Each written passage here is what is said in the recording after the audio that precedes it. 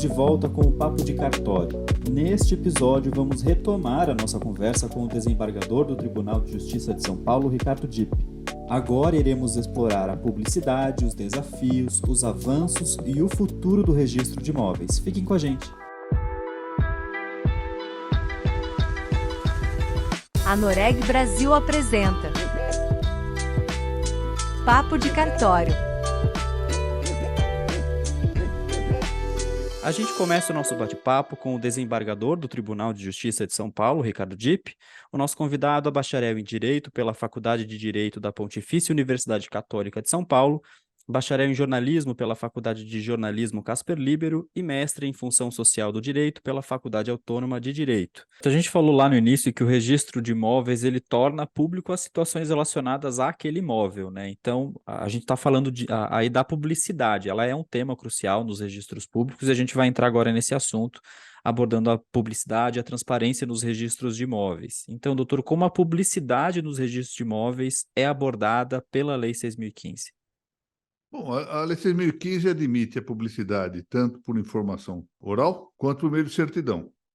Nós não temos no direito brasileiro chamada publicidade material, nós só temos publicidade formal. Publicidade material, embora eu queira aqui faça aquela parêntese, havia um registrador lá no Rio Grande do Sul, aliás, dos melhores que houve no Brasil, Silvio Paulo Duarte Marques, que sustentava a ideia diversa, de que as pessoas podiam tocar na matrícula.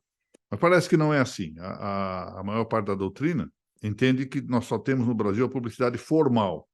Isso quer dizer, podemos ter acesso às informações verbais e podemos ter acesso às informações do cartório por meio de certidões.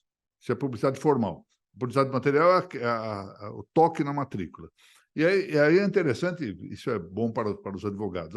Algumas pessoas, mas eu não confio na certidão do registro. Eu tenho motivos para duvidar que essa certidão seja verdadeira.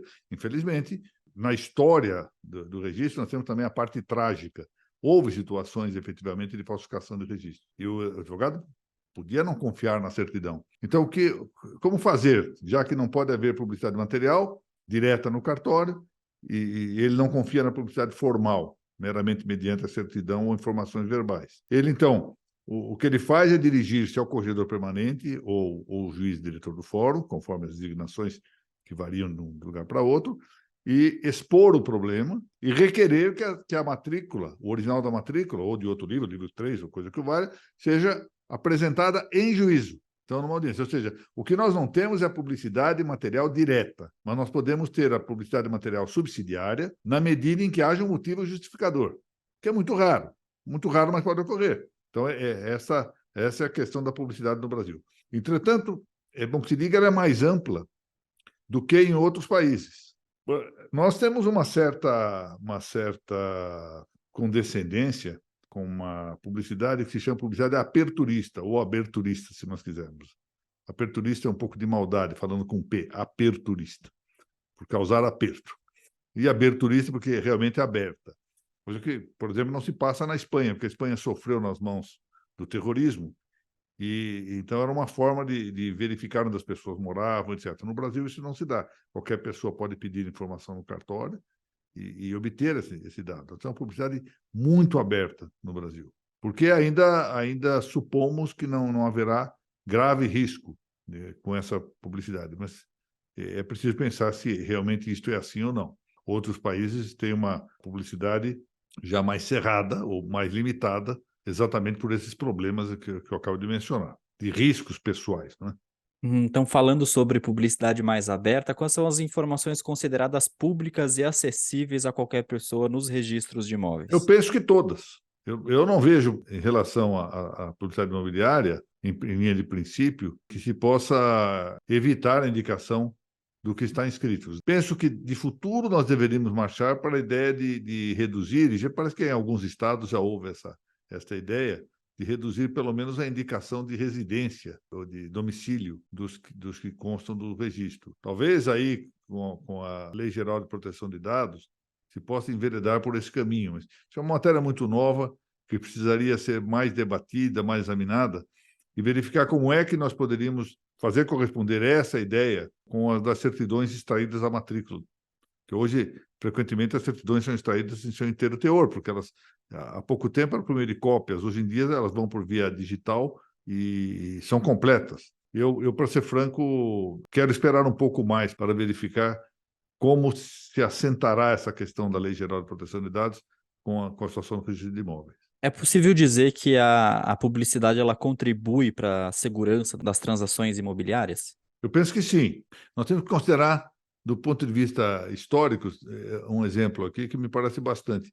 Quando o patriarca Abraão quis comprar um terreno para enterrar os restos de sua mulher Sara, ele fez questão de comprar esse imóvel perante toda a população que eram titulares da Cova de Macpela, onde eram, salvo engano, hititas, e ele fez questão de comprar perante toda a população, para que houvesse publicidade do ato. Um outro exemplo, que nós podemos também recolher do livro do Gênesis, quando Jacó quis adquirir uma terra para construir um altar defronte da cidade de Siquém, ele também quis fazer as portas da cidade. Essa indicação de que se fazia as portas da cidade significa que se fazia publicamente, para que as pessoas soubessem, porque há necessidade, passadas as gerações, ainda nas comunidades pequenas, há necessidade de saber quem é o titular de cada coisa. Numa cidade, num ambiente complexo, pensando no Brasil como um todo, ou mesmo em localidades grandes, cidades que são imensas, essas cidades que são quase verdadeiras necrópolis, coisa do tamanho de São Paulo, por exemplo, com tantos milhões de habitantes, é evidente que não é possível saber quem é o dono de cada coisa sem que haja uma publicidade jurídica organizada. E a publicidade jurídica organizada relativa aos imóveis é a publicidade do registro. Ela organiza, ela ordena essa publicidade, sem o que a sociedade viveria sempre em caos. Haveria um caos completo, se não souber. Porque, como eu disse, a primeiríssima função social da propriedade é exatamente definir o que é de um e separar o que é de um daquilo que é de outro. Essa é a função social da propriedade. E como a Lei 6.015, né, os registros de imóveis, eles ajudam a prevenir as irregularidades nos registros de imóveis. A Lei 6.015 só ajuda a prevenir pelo aspecto rigoroso da observância dos seus supostos, dos seus requisitos. Cumpra-se desse modo, prazos, modos de inscrição, o que se inscreve, o que não se inscreve, quais títulos que podem ser registrados, quais não podem, para evitar exatamente que o registro de imóveis seja um depósito de coisas inúteis e que não provoquem resultados jurídicos.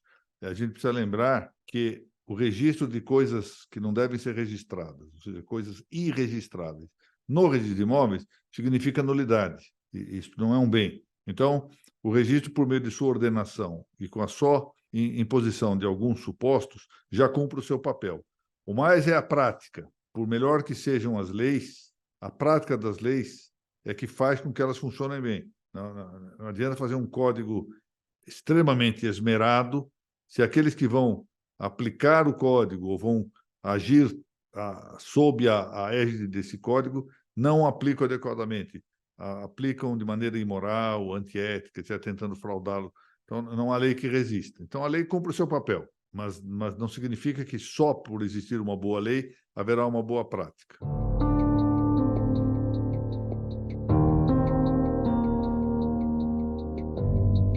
Certo, nenhuma área ela está isenta, né, de desafios, e agora a gente vai entrar nos desafios enfrentados nos registros de imóveis e os avanços que a tecnologia trouxe para essa área. Então, quais são os principais desafios enfrentados no processo de atualização e manutenção dos registros de imóveis?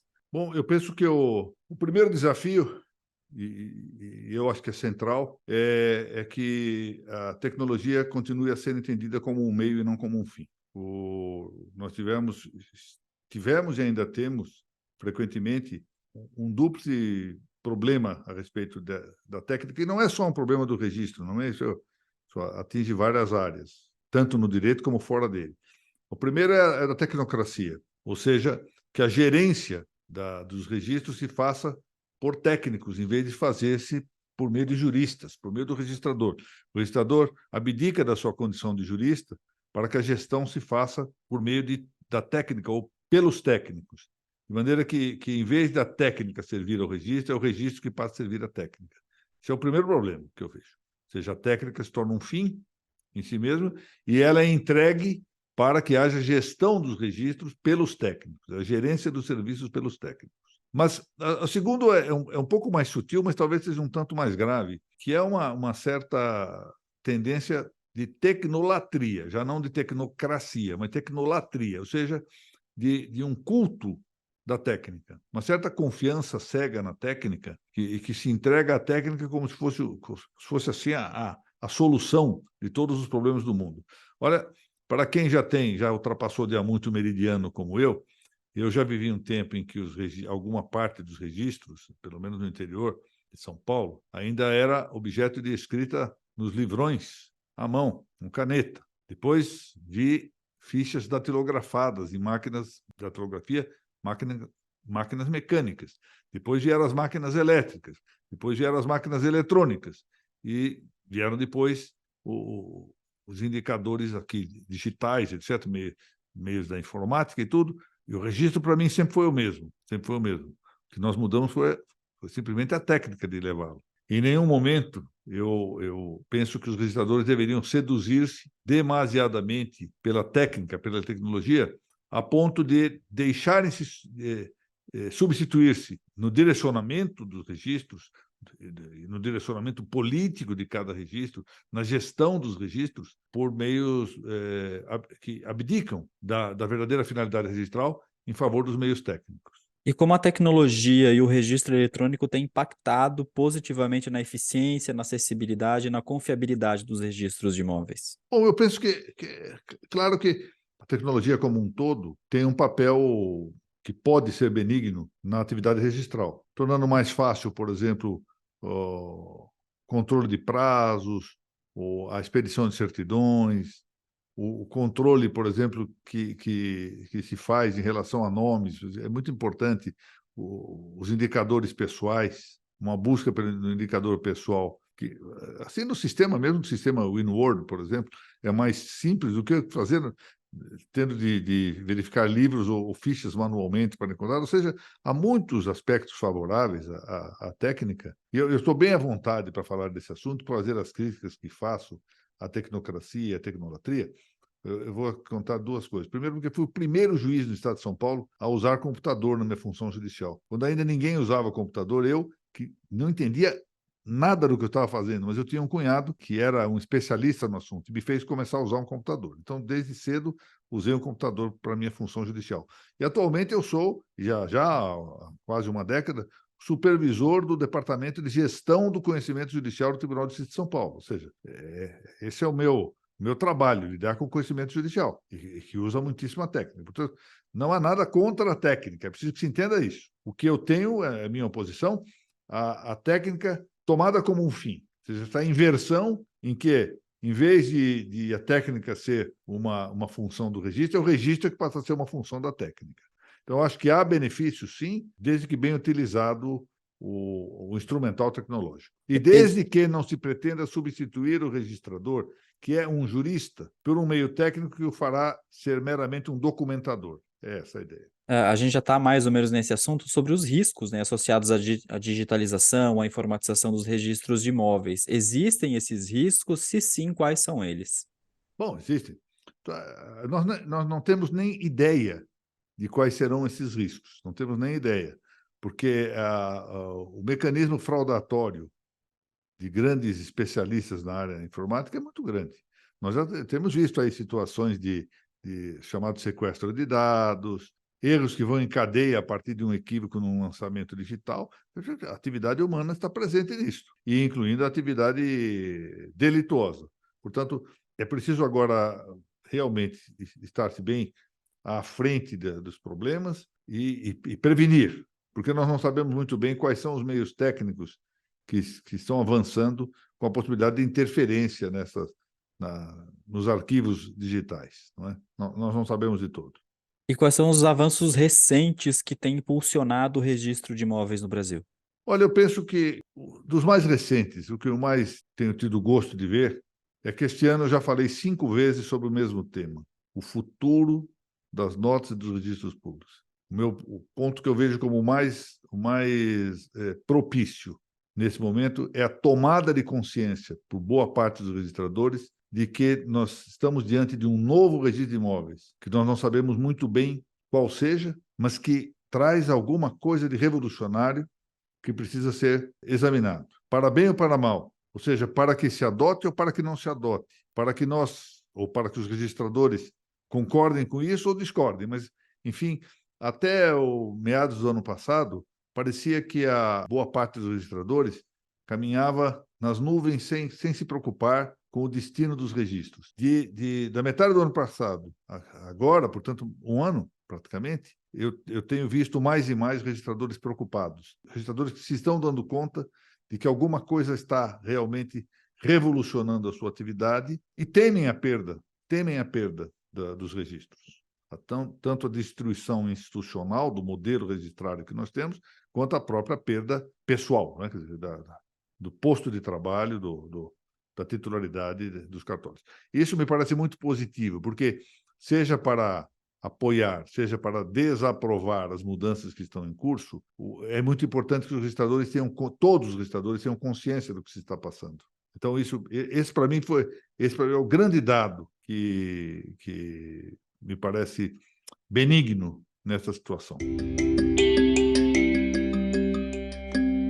E agora a gente vai olhar, então, para o futuro dos registros de imóveis e como ele pode evoluir nos próximos anos. Por isso eu lhe pergunto, doutor, quais são as tendências futuras que o senhor enxerga para o registro de imóveis no Brasil? Bom, eu tenho que ser muito franco nisto e dizer o que eu penso. Eu acho que nós estamos com algumas tendências muito preocupantes nesta área. Curiosamente, ligado a um certo ufanismo. Eu diria que é chamado triunfalismo à moda americana. Nós estamos americanizando bastante o nosso direito e correndo o risco de com esse discurso triunfalista, com essa ideia de grandeza, abandonarmos as nossas melhores tradições. Ontem eu via que, segundo as informações, o Operador Nacional do Registro já estaria na posse da totalidade dos registros das inscrições imobiliárias no Brasil. Se for verdade, porque eu ouvi isso, não sei dizer se isso corresponde exatamente à verdade, dá-se aí o primeiro passo para pôr à mostra a quase nenhuma necessidade do sistema atomizado dos cartórios de imóveis no Brasil. Eu conversava com o doutor Rogério Bacelar, que tinha uma visão muito, muito interessante. Ele é um homem muito experiente e um homem cuja idade foi acrescentando uma certa sabedoria registral. Eu conversava com ele em São Luís, Maranhão, recentemente, e ele participava exatamente, compartilhava comigo dessas mesmas preocupações. No momento em que se reúnem todos os dados em um só local, com a possibilidade de um acesso à distância, acesso por meio informático, é preciso perguntar qual a finalidade dos registros atômicos, ou seja, dos vários cartórios de imóveis aqui e ali. Eu, numa dessas minhas palestras aí pelo Brasil, acerca do futuro das notas e dos registros, exatamente fazia essa pergunta. Vamos ser francos. O que é melhor? Que eu tenha de sair da minha casa, apanhar no carro, eu moro aqui nas barreiras do Rio Tietê, em São Paulo, nas barrancas dela. Tenho que pegar um automóvel, ir até aqui ao cartório de Santana do Parnaíba, do Barueri, ao cartório de notas, ali marcar com o comprador que estou vendendo meu imóvel, fazer a escritura, depois pegar a escritura, pegar o meu automóvel, ir ao cartório de imóveis, entregar ali, eventualmente ir buscar novamente uma certidão lá, ou da minha própria casa, preencher um formulário e mandar direto para um ponto só. Levanto, não preciso nem fazer a barba, não preciso pôr o terno, não preciso pôr gravata. Desculpem a caricatura do exemplo, mas é para mostrar isso. Claro que é mais fácil. Claro que, num primeiro momento, o dispêndio de esforços, de tempo e de custos será menor. Mas isso representa um preço, e é o preço de nós perdermos a nossa estrutura histórica do registro imobiliário e americanizarmos o registro ou tornarmos o nosso registro um registro de caráter administrativo centralizado. O grande temor da reunião de centralização de dados está exatamente nisso. E o mais que se deve dizer é que eu chamo a atenção, porque isso é objeto de um parecer aprovado aqui pelo Corregedor-Geral da Justiça de São Paulo, o desembargador Fernando Torres Garcia. Esse parecer chama atenção para o fato de que essa massa de bens está na mão de uma entidade privada, ou seja, o Operador Nacional do Registro é uma entidade privada, cujo titular não prestou concurso público para este cargo, na forma do artigo 236 da Constituição Federal. Isso foi lhe entregue, sem processo licitatório, sem observância da Constituição Federal. Então, hoje nós temos uma massa de dados entregue nas mãos de uma entidade particular. Ora, não há aqui a mínima leviandade minha em relação à honradez, à honestidade do que se está fazendo com esses dados nesse momento. Não é isso. Mas eu também não sou novo o bastante para ter a ingenuidade de achar que permanentemente as entidades sempre permaneçam com a mesma honradez. As entidades valem tanto quanto valem os seus dirigentes. E nada impede que de futuro, o que Deus não queira, em vez de nós termos homens probos, homens honestos à frente das entidades, aí está o Dr. Rogério Bacelar, que eu acabo de mencionar como um homem sério, sábio, tenhamos eventualmente alguém que não tenha a mesma seriedade, a mesma sabedoria. É isso que se tem de evitar. Isso tem de evitar. Ou seja, criar um sistema objetivo, institucional, que permita um controle, em vez de apostar em uma entidade privada que recolhe todos esses dados, essa massa de bens, essa massa de indicativos, e que, no fundo, no meu modo de ver, põe a marca da irrelevância na existência dos cartórios de imóveis. Já não vejo com a mesma relevância que eu via antes. Então, o meu entusiasmo pelos registros de imóveis é muito grande. Eu tenho um grande entusiasmo, eu tenho um verdadeiro amor institucional pelos registros e pelas notas. Sou franco em dizer. Mas eu também vejo perspectivas não muito favoráveis, ou, em rigor, bastante desfavoráveis, trágicas para o sistema do registro de imóveis brasileiro. E como a tecnologia e a inovação, elas vão continuar a moldar o sistema de registros de imóveis no país? Pô, isso eu não sei dizer, porque isso são fatores contingentes que nós não podemos prognosticar por inteiro. Mas eu estive na Espanha, e isso no princípio deste século, portanto, há 20 anos, mais ou menos. E lá já estavam utilizados meios visuais, por meio de satélites, para subsídio dos registros. Isso pode ser adotado a qualquer momento no Brasil. Nós temos um sistema técnico em que alguém vai procurar uma matrícula e não só vê a parte literal da matrícula, está escrito, mas também tem ali uma planta, um mapa ou uma imagem do satélite para mostrar como é que está o imóvel hoje. E ali se põe, até podendo fazer medições, pode fazer medições, a exemplo de todas essas técnicas de imagem que nós temos, por exemplo, na medicina, que se fazem medições mais ou menos precisas das imagens, nós podemos fazer também em relação aos imóveis. Mas isso é muito contingente, isso vai depender de uma série de fatores, do implemento financeiro, das exigências eventualmente legais a respeito do assunto. Então, é difícil avaliar como se dará. Bom, porque há também outro aspecto. A qualquer momento, já com essa massa de bens reunida num lugar só, que pura e simplesmente se transforma isso num registro administrativo e se abre espaço, por exemplo, para o seguro de títulos, como há nos Estados Unidos. É perfeitamente possível.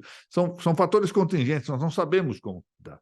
Ao contrário, o que eu gostaria que ocorresse é a continuidade histórica, dinâmica, com as mudanças convenientes, do mesmo registro de imóveis que eu sempre conheci e que fez a grandeza dessa instituição no Brasil, que é o que nós sabemos que poderá ocorrer de futuro. Ou seja, o que está havendo, no meu modo de ver, é um salto no escuro, com novidades que não sabe a que levarão. Como os brasileiros eles podem se manter informados sobre as mudanças e as atualizações dos registros de imóveis? Bom, eu acho que, nesse ponto, o melhor caminho seria que nós conseguíssemos mais e mais cursos de registros, direito notarial e direito registral, tanto na esfera da graduação quanto da pós-graduação, para que nós formássemos profissionais da área jurídica, juristas, enfim, que conhecessem as notas dos registros.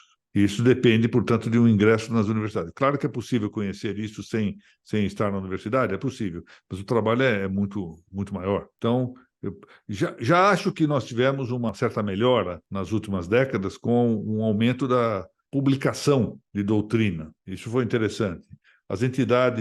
Algumas das entidades fazem trabalhos interessantes com congressos, seminários, reunindo juristas de mais de uma especialidade, ou seja, advogados, membros do Ministério Público, magistrados, além de registradores e notários. Isso já é alguma coisa. Mas acho que nós precisaríamos atrair mais a classe universitária, para que essa gente nova se interessasse pelo assunto. Certo, então a gente já está finalizando. Teria alguma mensagem final que o senhor gostaria de transmitir para o pessoal que está nos ouvindo? Olha, eu teria assim, uma exortação de esperança, de que cessem essas mudanças que eu considero verdadeiro salto no escuro e que se repense um tanto a importância da descentralização, a importância de manterem-se os dados confiados nas mãos dos registradores que foram, ao longo do tempo, e estão sendo ao longo do tempo, provados na sua competência, na sua probidade, numa atividade que dá orgulho aos juristas brasileiros.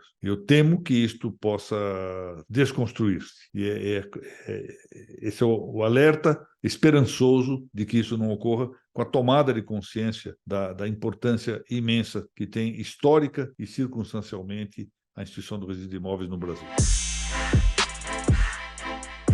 E assim a gente conclui essa nossa jornada pelo registro de imóveis. Muito obrigado, doutor Ricardo Dipp, pela sua contribuição no nosso bate-papo sobre esse tema. Muito obrigado, eu que agradeço.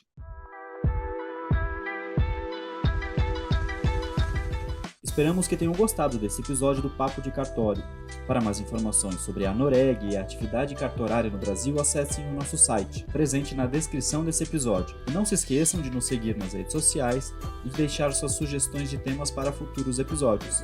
Vale a pena seguir o podcast no Spotify ou na Amazon, assinar no Apple Podcasts, se inscrever no Google Podcasts, no Castbox ou no YouTube e favoritar na Deezer.